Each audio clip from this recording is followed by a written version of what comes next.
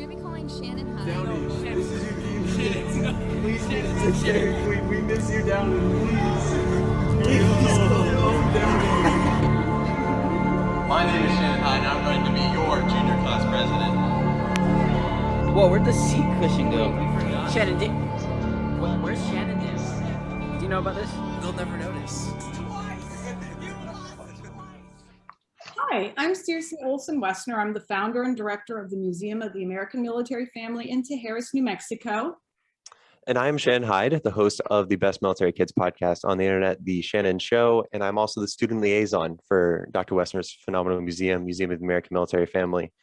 Today, we have a phenomenal show planned for everyone. We're interviewing Thomas M. Brady, who's the director of the Department of Defense Education Activity, more commonly known as DODEA. As DODEA's director, Mr. Brady has oversight of all Defense Department K-12 schools, both stateside and overseas. DODEA operates 160 schools in 8 districts, serving more than 69,688 students. Very excited for this. Welcome, Mr. Brady, to the show today. Well, thank you, Shannon. Thank you, Circe. Great to be here. Well, we're very excited to have you with us today. You know, both Shannon and I are products of the DOD school system.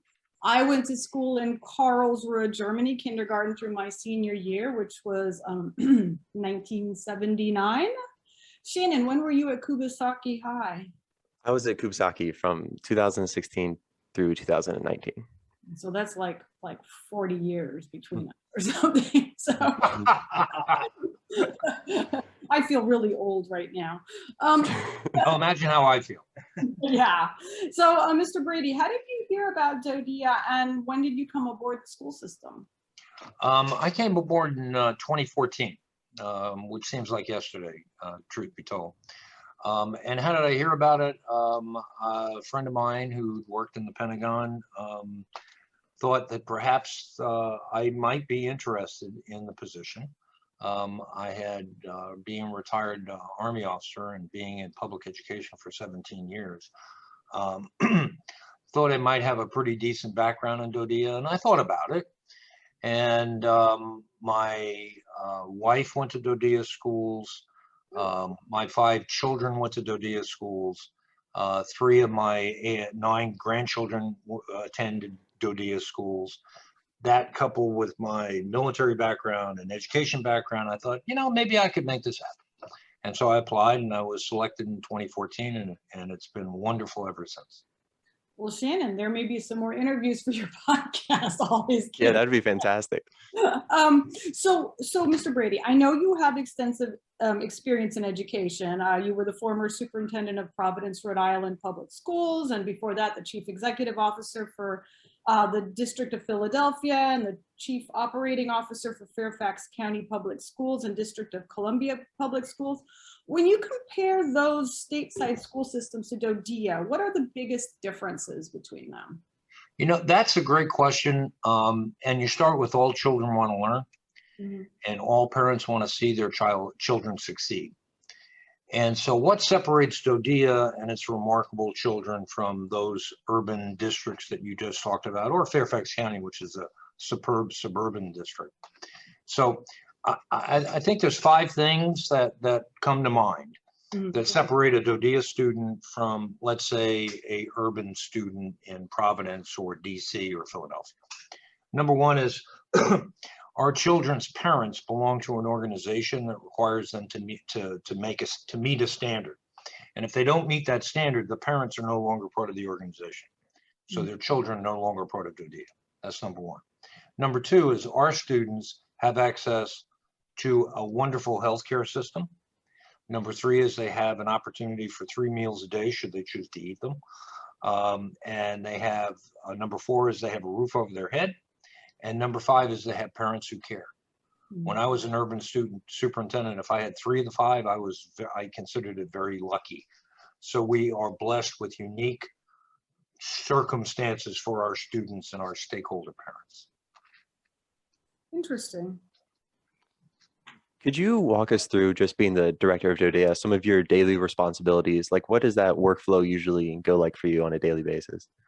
What's a day in the office? I wish I could say, well, I come in precisely at, and then we have a staff meeting, and then I leave precisely at. The great thing about DODEA, as you all know, is that it's a 24/7 operation. There's some, I think we looked at it on a 24-hour across the globe. There's some DODEA student and teacher and administrator doing something 24 hours a day. Right. So my I'm blessed with a great staff and great leaders in the field and great teachers and great administrators. So I'm not in a firefighting. I'm not putting out a crisis of the day 99% of the time. So I'm doing the normal boring bureaucratic stuff, having the staff meetings, making sure we're looking ahead. Do we have a strategic plan? Are we following the strategic plan? What are we doing, executing from day to day? But my most important job is to be the link between the stakeholders and the Pentagon and DODEA.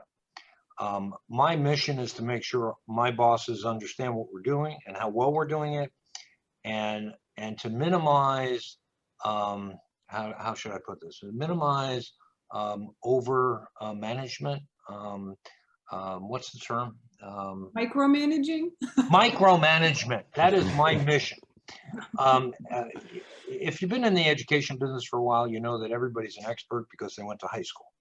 So what I want to do is make sure that our policymakers, our resource decision makers understand the impact of DODEA, and we don't need any micromanagement. We just need broad guidance and we'll be fine.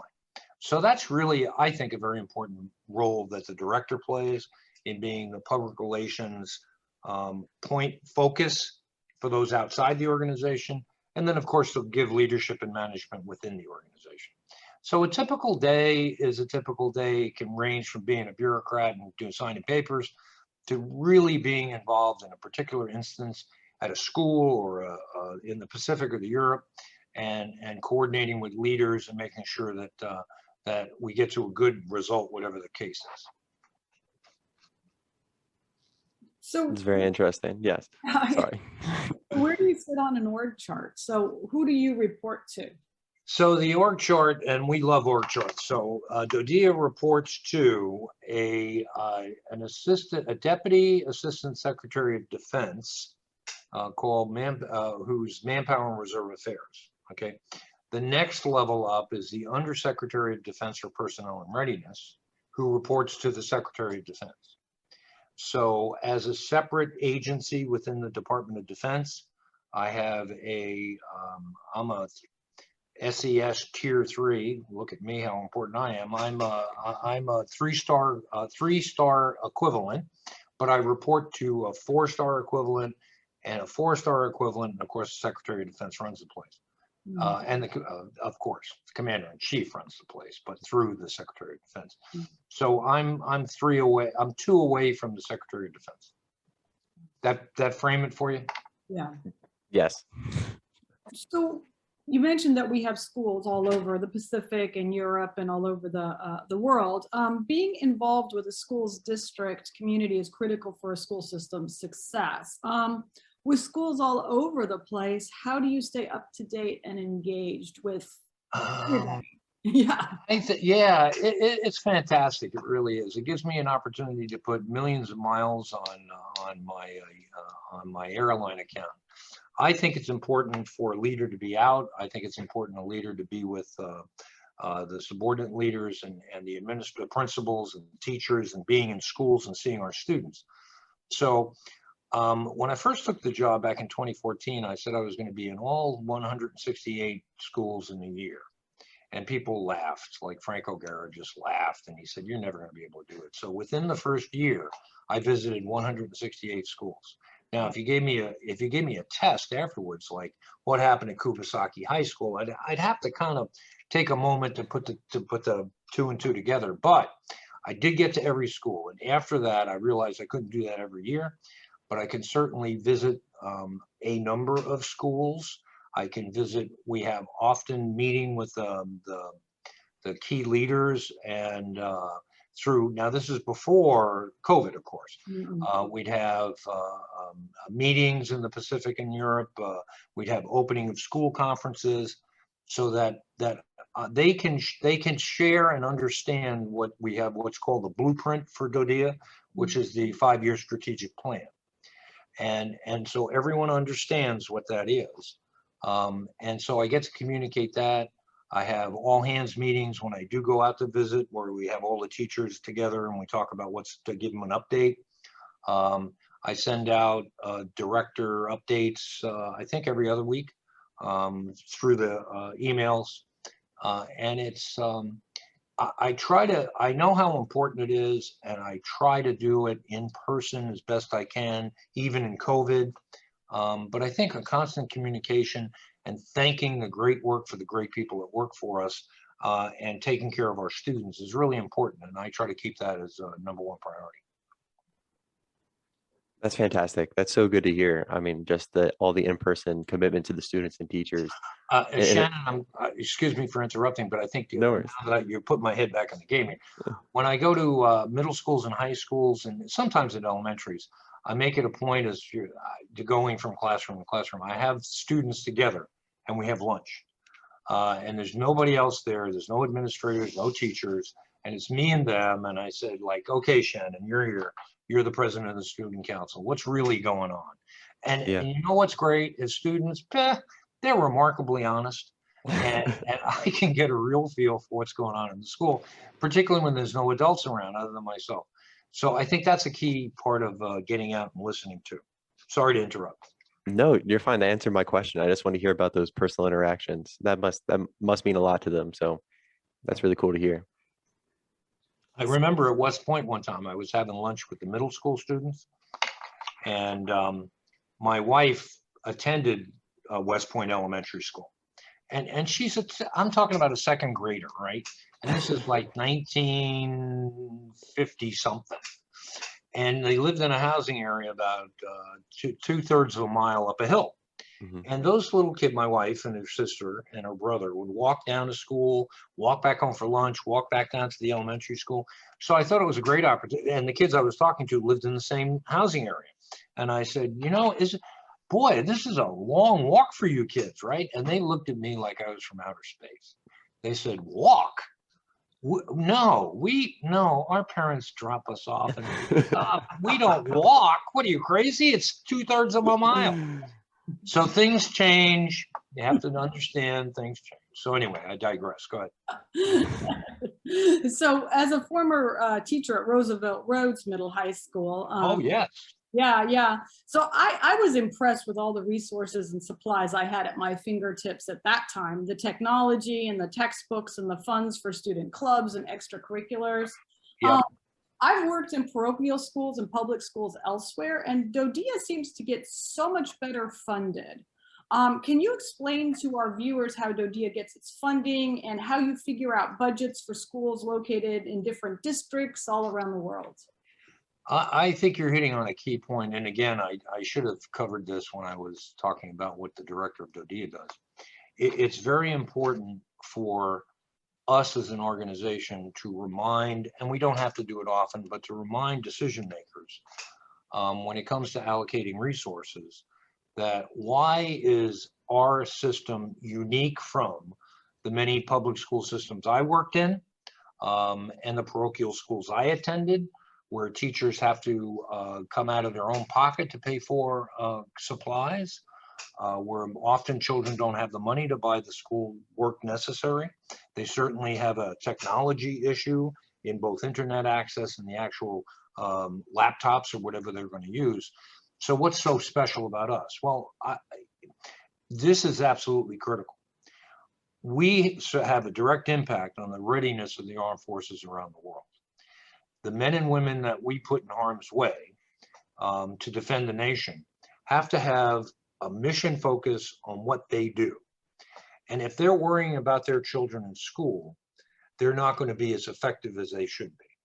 And so it is critical for us to be absolutely excellent and absolutely not to have our parents worrying about their children while they're in our care, and to make sure that we are available, and we provide the level of education that our stakeholders, our parents demand and deserve.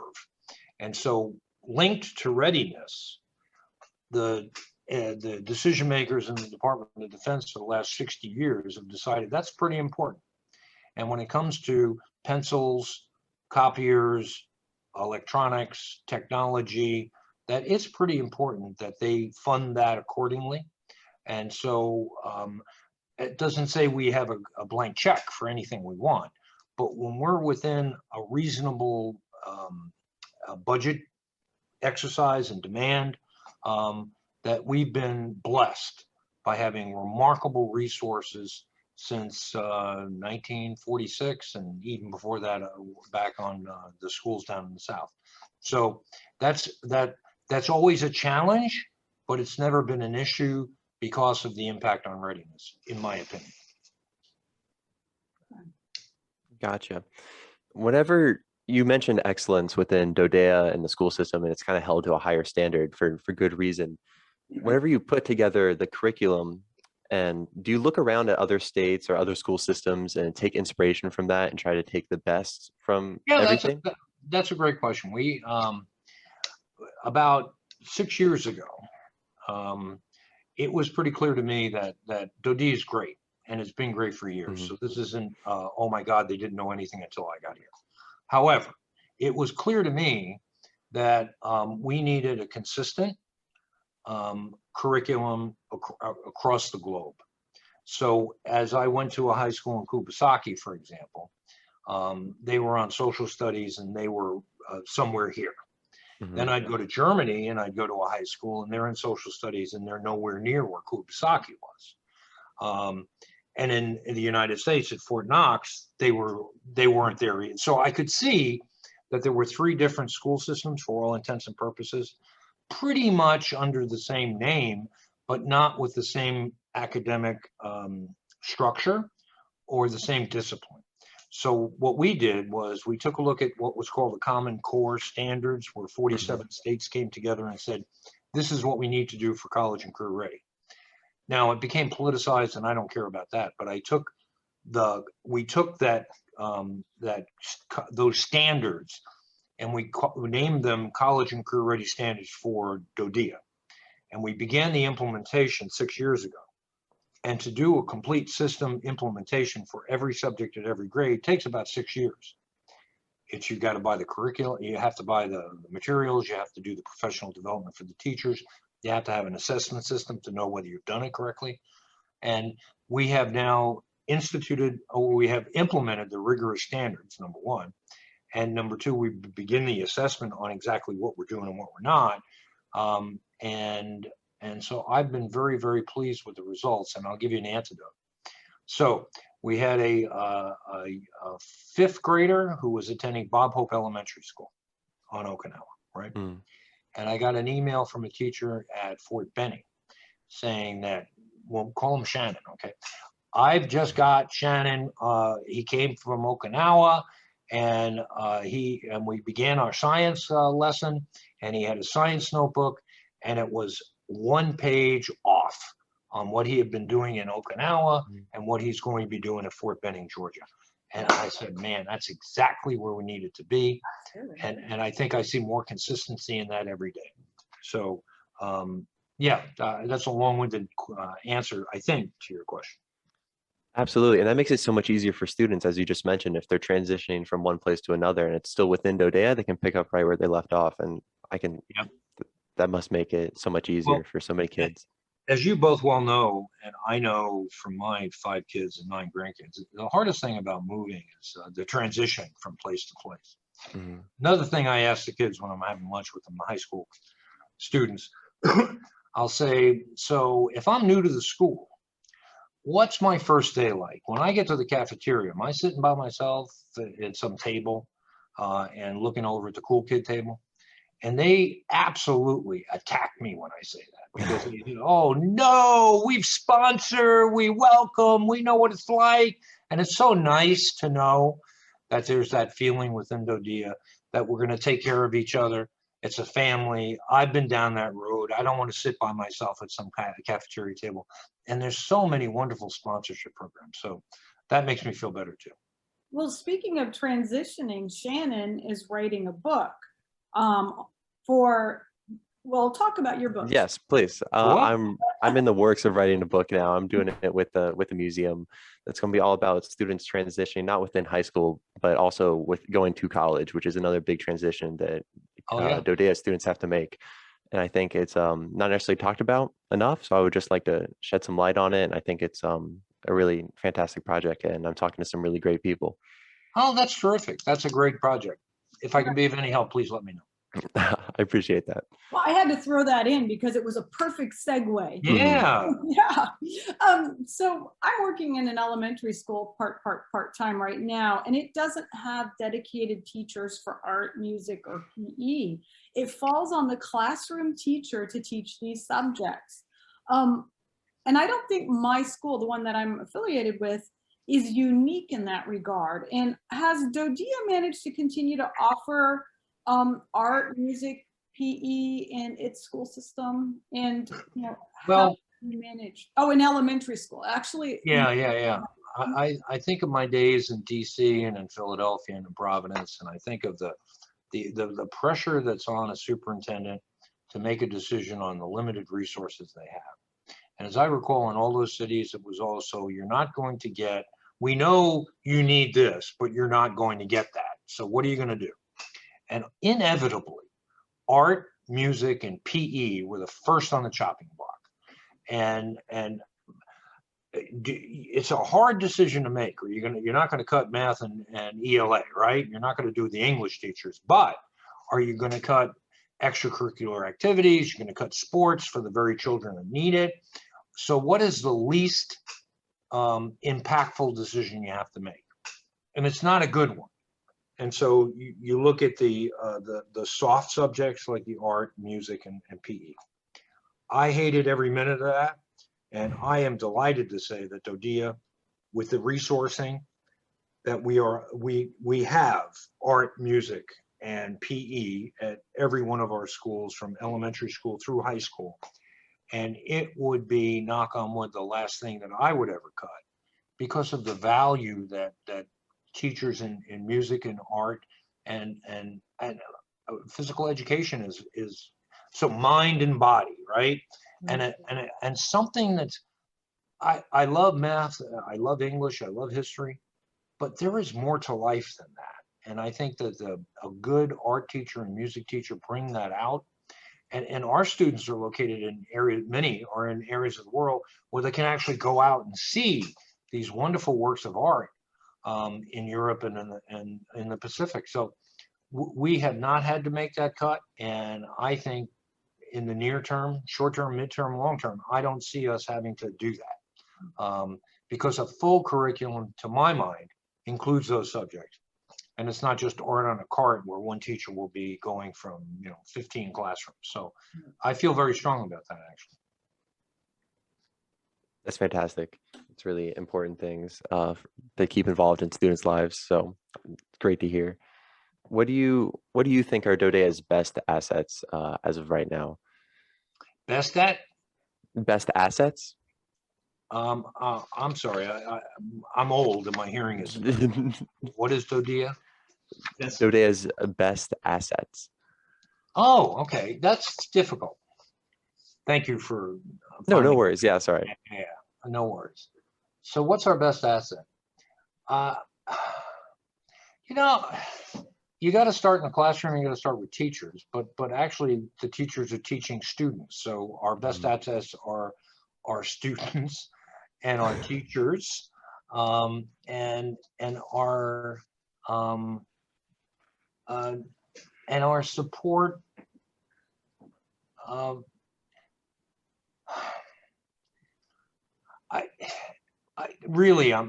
not stumped on it. It's just we have so many of the best. It's really it's hard to drag to what comes to mind. I think of students in our schools, and they're the best. And our teachers are providing the best that we can, and all the people that are in the supply and all the support services are the best. And so I guess it's what do we need to improve upon more so than the best. And I think we owe it to our students and our parents to be the best. And I think we could probably improve in, I think we could probably improve on making sure our teachers have the best professional development and up-to-date curriculum material, and let them do to allow them to be the best they can. And so that's a long backward way to getting to what I think we do best is not everything, but we certainly are world class. But I think we can be better at preparing our principals and teachers with the right materials and right professional development to even improve more. So when I was thinking about Shannon's question about assets, I was thinking about some of the resources that we had available. When I was teaching at Rosie Roads, I was able to get experts from the military community to come in to help with my lessons. And so, for example, I had people from the base legal office come in to help my students prepare for a mock trial. And I remember in the 70s when I was in high school, MPs used to come to our PE class to teach the girls self-defense. And so I guess the resources available on a military installation probably can enrich a teacher's, classroom lessons. But do teachers in DODEA have the freedom to modify the core curriculum or the lesson plans, or have the ability to draw on local or civilian resources or subject matter experts to come teach classes? Well, it's not, there is an opportunity for that. And the wonderful thing at an installation is you can draw, as you know, from the entire gamut. And there are things that are built into the curriculum times where they can call in, and actually they're encouraged to do that, because I want a partnership between the school principal and the local superintendent with the military commanders on post, and on base and on installations. I'll give you an example. During this COVID crisis, if we had to have a link with every working function at a post or an installation to be successful as we had been in providing face-to-face instruction.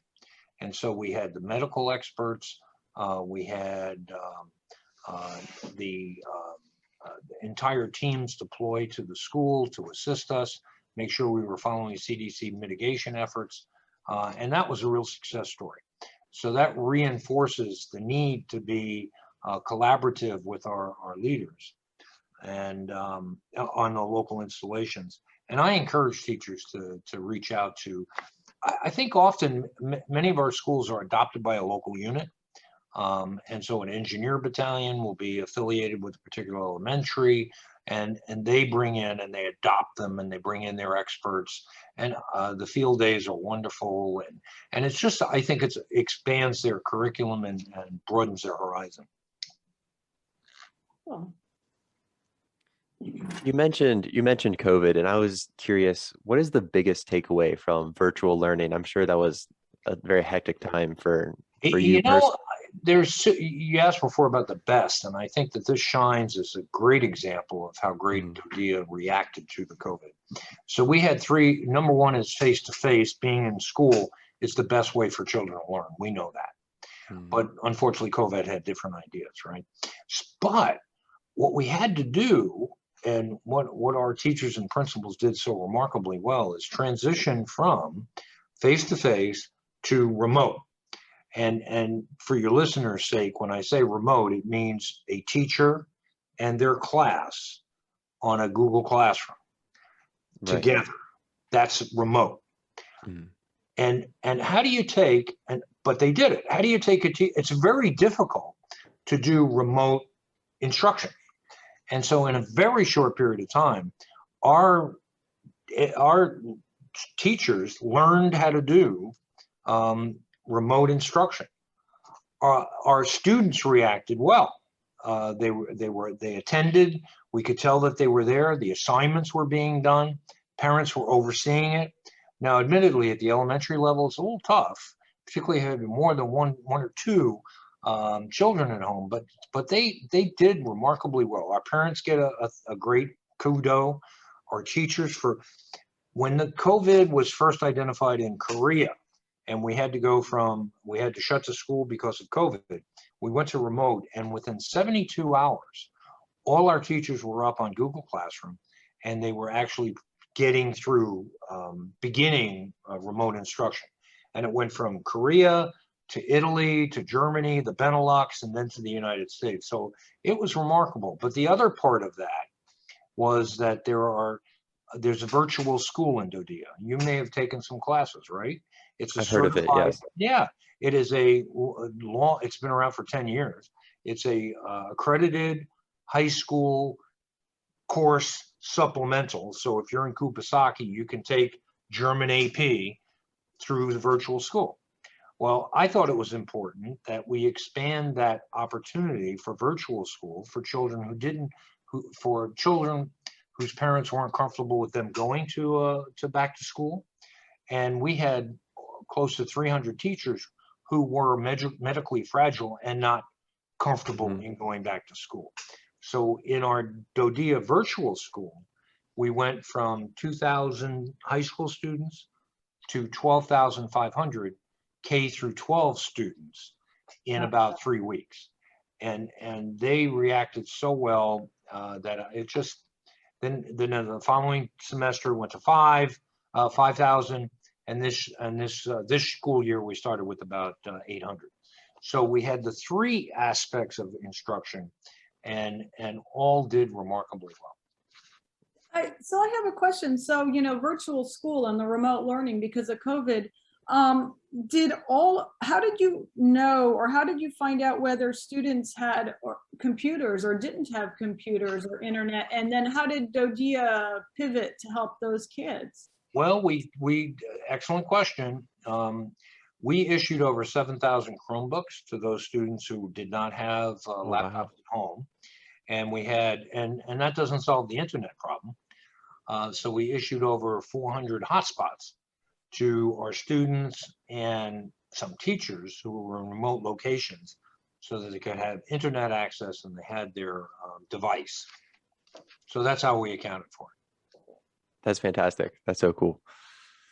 And now, and I'll share with your listeners as best I can, we've had the result of the end of years, the summative exams at the end of the year. And so we've just gotten the results of our summative assessments. And it's very much like in the United States where states have state tests at the end of the year. I think in Virginia, they're called Standards of Learning, SOLs, MCAS in Maryland, comprehensive assessments in any case.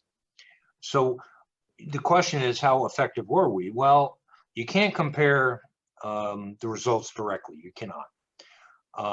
But it's been nationwide. It's shown that states have gone down approximately 9 to 15 percentage points from the previous year during the COVID year in English language arts, and anywhere between 10 to 25% in mathematics.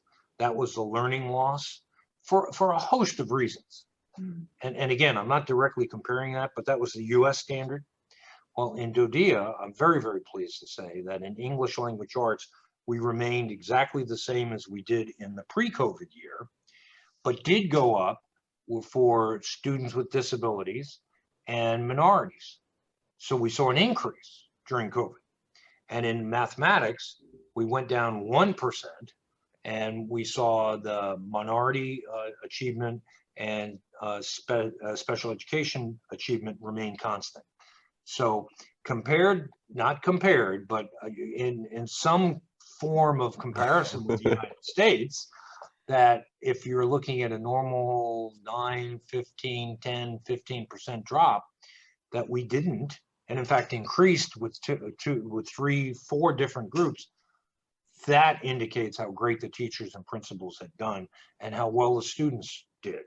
And I'm very pleased with that. That's great to hear.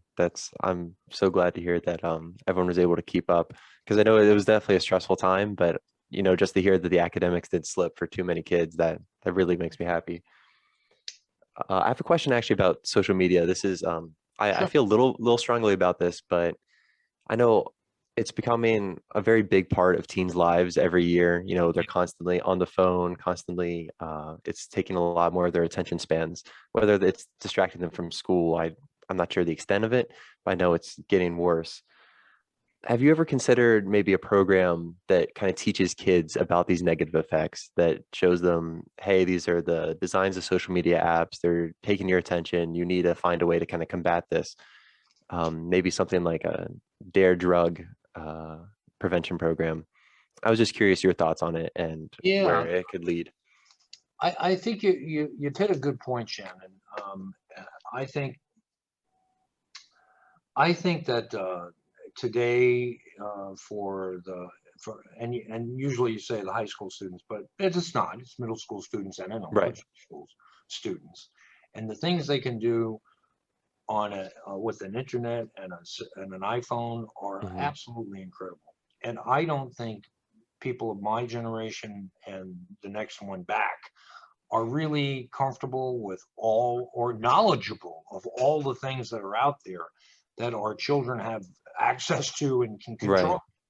So we do have some courses, IT, citizenship, technology, primer, but I don't think, and you're challenging me, I don't think that we have the course material yet that says, here's some things out there.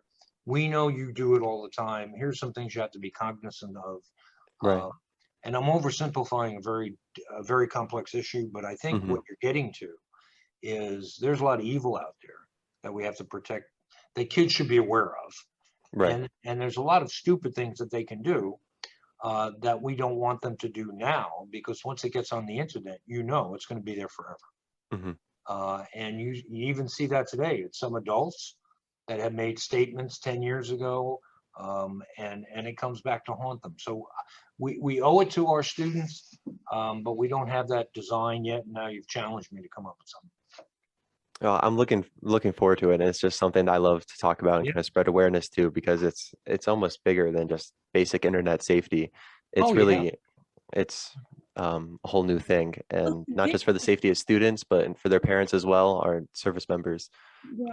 It's addiction, it's self-esteem, it's bullying, it's mental health. It's a lot.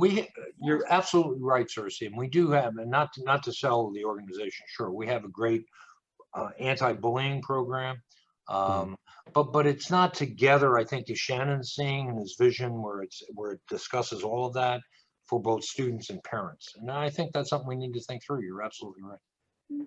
What is being done to make sure there's a smooth transition back into in-person learning? I know you already said that there wasn't too much of a drop-off, which is great to hear. But it's more than just academics. It is, and again, we go back to what happened during the COVID, and I saw such creativity and sensitivity to students. There were communities that came together for graduation ceremonies that bring tears to your eyes, where cars would line up. They were 10 feet apart, that there were pictures of students and they're lining the boulevard towards the school, big pictures of the students. Just communities coming together to recognize that this is probably the worst thing that could happen to seniors in high school. They don't have their graduation ceremony as they normally would, don't have the prom. And so they tried to do as best they can given the circumstances. And they were absolutely terrific. But in the transition back, what are we worried about? Well, yeah, the academics are fine. And we're having the ins and outs of the Delta variant, and we have contact tracing, and we know that schools, some classes are in and out, but we'll do that. I'm concerned now with the long-term effects of COVID. And what is that doing for students in social terms and in mental Right. wellness terms? And we've got a program that came out of Lake and Heath High School. And it's actually in and it is bigger than that. It's actually in coordination with Penn State too, where it's the acronym is MTSS. Anyway, it's the mental well-being of faculty and students, and what can we do proactively to address these issues? And I use Lake and Heath because they were our model, and it was directed at the teacher, faculty, and the students. How do we talk about it? What kind of counseling do we have? And how do they talk among themselves? And how do they talk as a team? And what I saw, and it made me feel so great, is that suicide attempts, suicide ideations in the 2 previous years had been in low 40s, 50s over the course of the entire year. And if that's the worst indicator. And after this program was put into effect, it dropped down to 2. And I thought, well, that's magic, and we've got to capture that, and we've got to put it throughout the entire system. So again, we partner with Penn State. It's an entire behavioral science tools and how to address the emotional and social needs of our students and our faculty. And that's what we'll be concentrating on this year, because I think the ins and outs of whether you're remote or whether you're back to class, that's all going to work out, and I think we're really good at that. But I don't want the long-term effects of this to be overlooked, and so we're putting a great deal of emphasis on that. That's great to hear. So I know we had just been talking about, we talked about the academics not, going down and during COVID, and the DODEA students consistently perform well compared to stateside peers. And I know we've talked about engaged parents and the mission and the funding and all of that. Is there any other thing you would attribute to DODEA's student success that we haven't already mentioned? Well, I think I gave a snapshot of the students themselves, and as a very simplistic snapshot of how it compares to other students and other who aren't as blessed in terms of resources. I think did I mention our teachers and our principals as being remarkable in the sense of, you've taught in a parochial school, right? And that you're blessed to have done that. But when you're a teacher and you're overseas, and you know this, it's completely different in that your community becomes, you're not going to school and going home. You are part of that community. You're part of a forward deployed force somewhere in the Europe or the Pacific. It brings a different how we look at things, I think, mentality to teachers and principals. And so your Thanksgiving becomes a different Thanksgiving because your family are your co-workers and your school fellow teachers and your neighbors. When you go to the commissary, the food shop to make your shopping, then you have a parent-teacher conference at every aisle. It is just a different setting. And I think that contributes to our staff, our teachers and principals understanding the mission, understanding their parents, and understanding their students.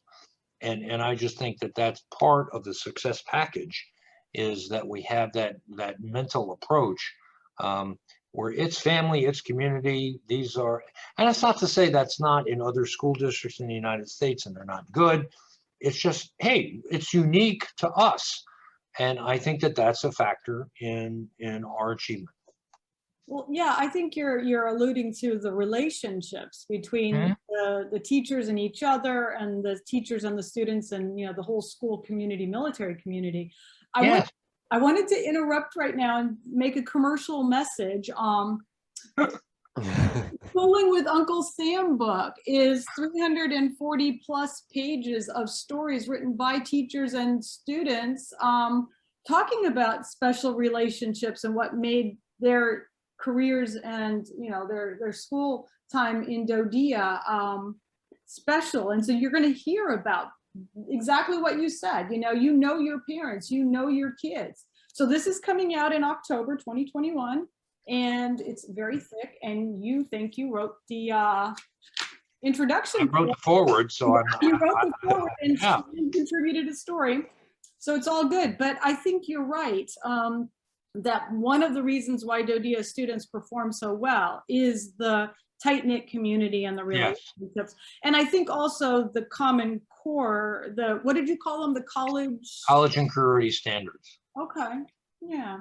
Yeah, I think that's important. The great thing about the family and how people view it, it is so easy for me to walk through the Pentagon and somebody will say, oh, that's the Director of DODEA.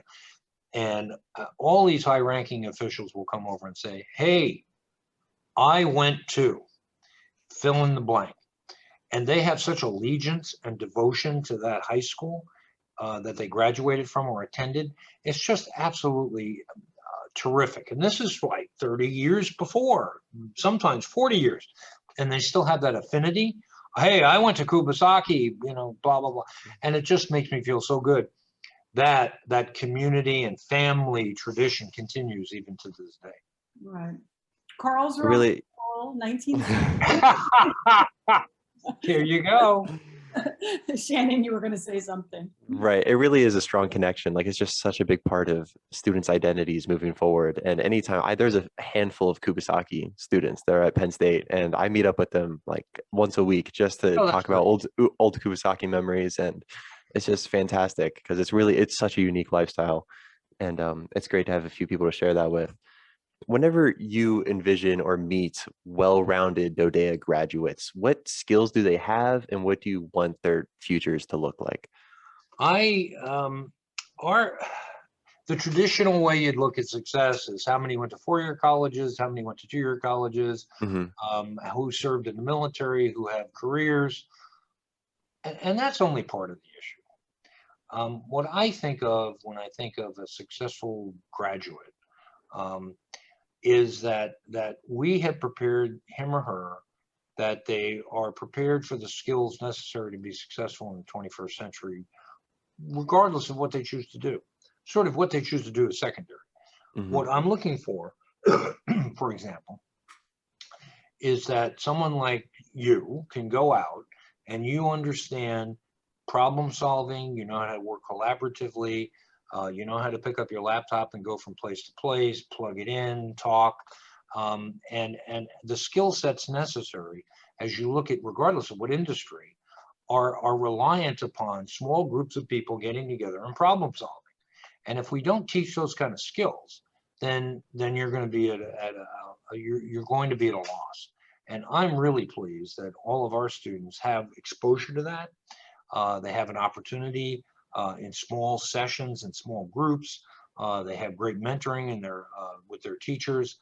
And so I think those that are equipped with those kind of skill sets will be remarkably successful regardless of what the 2-year or 4-year institution lead them to. And so I think that that's an important piece of what we do. Absolutely. And that always can't be, quantified on paper for a student. No. It's something much bigger than that. And that's, once again, great to hear. So when my mom and dad also taught for Yes, I know. Yeah, when they started teaching in the overseas school system, the high school in Izmir, Turkey in the 50s was an old tobacco warehouse. I've heard about that. Do you have, well, and my dad mentions that sometimes they have classes in the officers club and things like that. But do you have any schools currently, or do you know of any former schools that have also had interesting past lives before they became DOD schools? I'm sure when those brave men and women got off troop ships in 1946, that they had they had bombed out buildings, they had officers club, they had Quonset huts, they had whatever was there. But the good news is, you talked about resources. DOD said, you know what, our students need top quality facilities as well as all the things that go with it, to include great curriculum and great teachers. So they've invested $4 billion over the last 12 years in upgrading every one of our facilities. It would turn your head now to see some of the schools that your dad taught at or you attended, if they were open, of course. Calls through as a memory, but yeah, I know. But in the schools, they're upgraded tremendously, thanks to that investment that we get from DOD. So currently, I don't know of any with a great, there used to be a tobacco thing in Izmir. I'm not sure. I do know that they're all top quality and up to date. And as a superintendent in urban districts, you just can't, my head explodes. You can't compare the 50-year-old schools that have had no maintenance for 50 years that we actually try to teach children in, and compared to DODEA and the remarkable, beautiful facilities we have. But I have that as a challenge now. I'm going to have to go back and see some of those unique research, some of the unique things that DODEA, classroom buildings that have a story to them. And I love the tobacco factory. Yeah, well, you'll hear some commercial. Okay, I'll read the book. But I do. And today you just opened the Bob Hope School. Is that true? Was that true? Yeah, Bob Hope, and it's called the 21st Century School. Well, of course, it's in the 21st century, but that's not the point. It's designed completely different. The schools that you taught at and the ones that I went to as a kid and taught at, think of it as like an elementary with 32 classrooms, and each teacher have their students, and they close the door and the magic happened. Well, sometimes it was magic, sometimes not so much. And so we've had an opportunity to design what's called 21st century teaching and learning schools so that they are not 32 classrooms. They are groups, and it's open space. And it's the third grade or fourth grade wing. And so all the fourth grade students will gather together, and then they can divide into smaller work groups. And the teachers will get together as a team and team teach. And it just reinforces what I was telling Shannon before about what skills are we trying to inculcate in our students for success. And I'll give you two antidotes.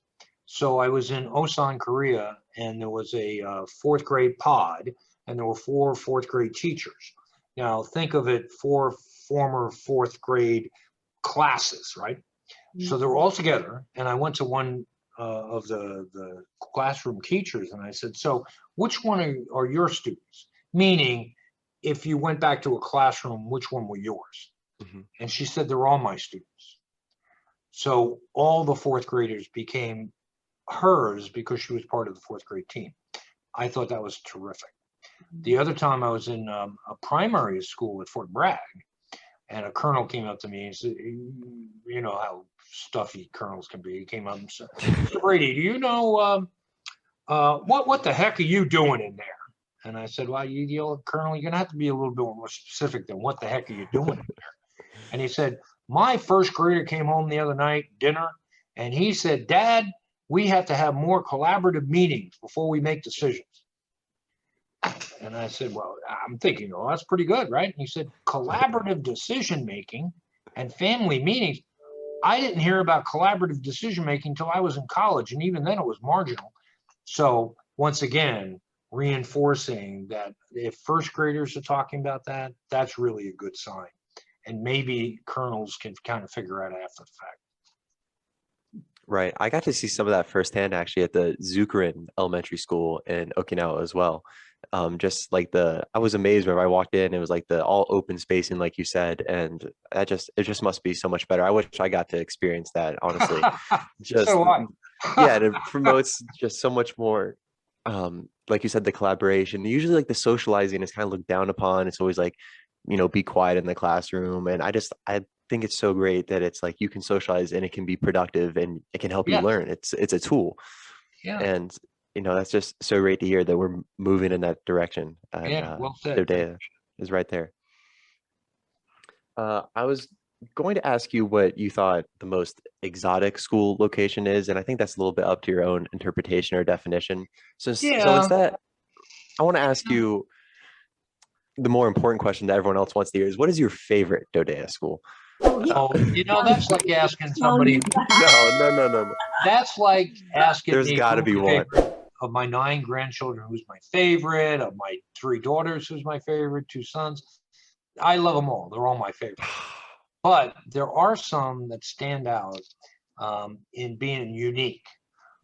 So if you go to, in Belgium, if you go to a place called Kleine Brogel, we have an elementary school there, and there's perhaps 40 children. And they eat in a, they have lunch together in a very small, it's not even a lunchroom. And it's just, I wish my grandchildren could go there. It's so unique. It's so homey. Everybody knows one another.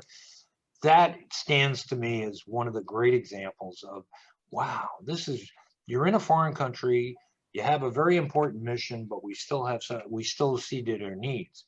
Guantanamo is another place that is really unique. And I think I came away with an interesting perspective from that. Puerto Rico, Guam, where America starts its day, every place. Okinawa is, who knew? It was, everybody, it's like every one of your children has something unique about them Right. that make them your favorite. So there are a number of unique places that really stand out, but overall it's very difficult to single out.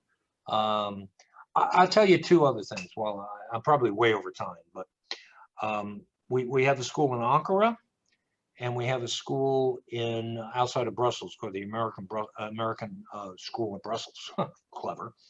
And I attended graduations for both of those. And here's what came across to me.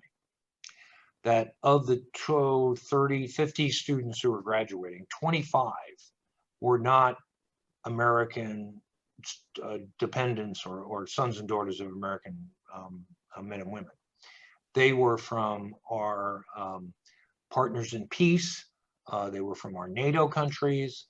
And they're so, it is so special to see our Americans, children, students, and the diversity of the international students, and they're coming together, and those international students bring America back home with them. And so as much as you're still in contact with Kubasaki, as much as the American students will be in contact with their friends from the Ukraine and from Kazakhstan. Right. And so does that reshape the world? Well, maybe not tomorrow, but eventually, because the children that were in our schools are going to go beyond and be the Secretary of Defenses and the Prime Ministers. And that really makes things unique. And that's even another dimension of DODEA I failed to mention at the beginning. Absolutely. That's so important. I personally, whenever I went on a few Japanese language trips to local Okinawan schools, those were some of the best experiences I've had. And even though I did not speak great Japanese by any standard, it was still, you know, you can still interact with other kids your age, and it's a great learning experience for everybody. And I think everyone, regardless, on both sides, just took something home from it. Absolutely. On tougher days, especially tough days, what motivates you to succeed as a superintendent? Well, first of all, in this business, you don't get a whole lot of credit, and rightfully so. And if it was an easy decision, it wouldn't be darkening my door. So I'm not, I think I take very little credit for where we are because of the marvelous people that are here and understand the mission, and my job is to give them the resources and a vision to where we need to be, and then they get all the credit for getting there. So I can go on and on about how we did for COVID, how our academic achievement is bar none, some of the best in the world, and I don't personalize any of that. I think it is, if I did my job, I gave the vision and I gave the resources, and I was smart enough to let people do what they do well. And I'm blessed with great people here who understand how to put that all together, and I don't micromanage them. And boy, it's so easy to be a leader where you just say, here you go, and then I'll check on your progress as we go along, and they exceed every expectation I have. So being DODEA director is like a blessing. I pinch myself every day. So in the last few minutes, because we do have a time constraint, is there anything you'd like our viewers to know about you or DODEA that we haven't talked about today? Well, I think we need to I think we covered, thank you very much for the opportunity. And I think we covered a broad range. And I think every opportunity I've gotten to talk about how great DODEA and its people and its students are, I have.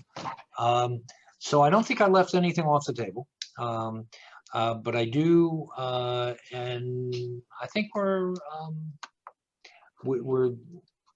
I'm good. I can't think of too many others.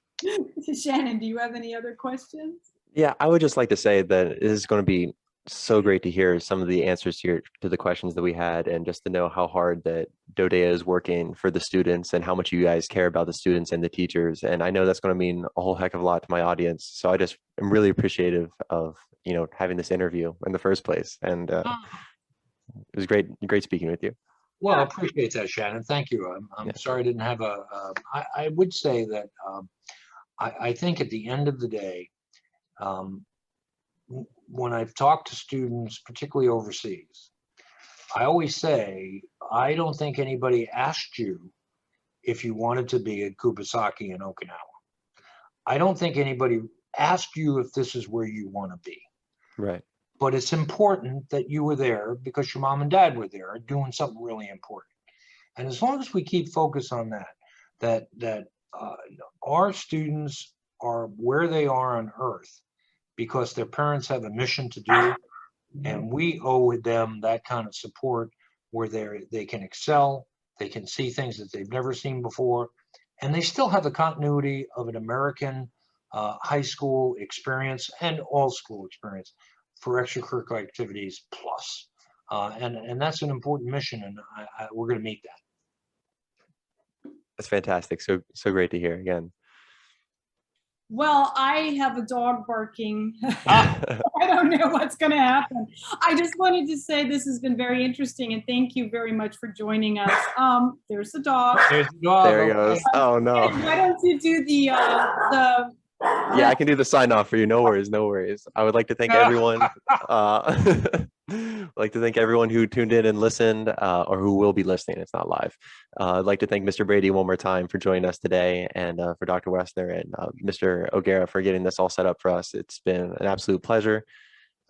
Once again, make sure to check out the book that we have coming up soon. It's going to be in October. Have a lot of great stories that are going to be in there, and I can't wait to read it myself, and I might have the best story in there. He said modest. sorry.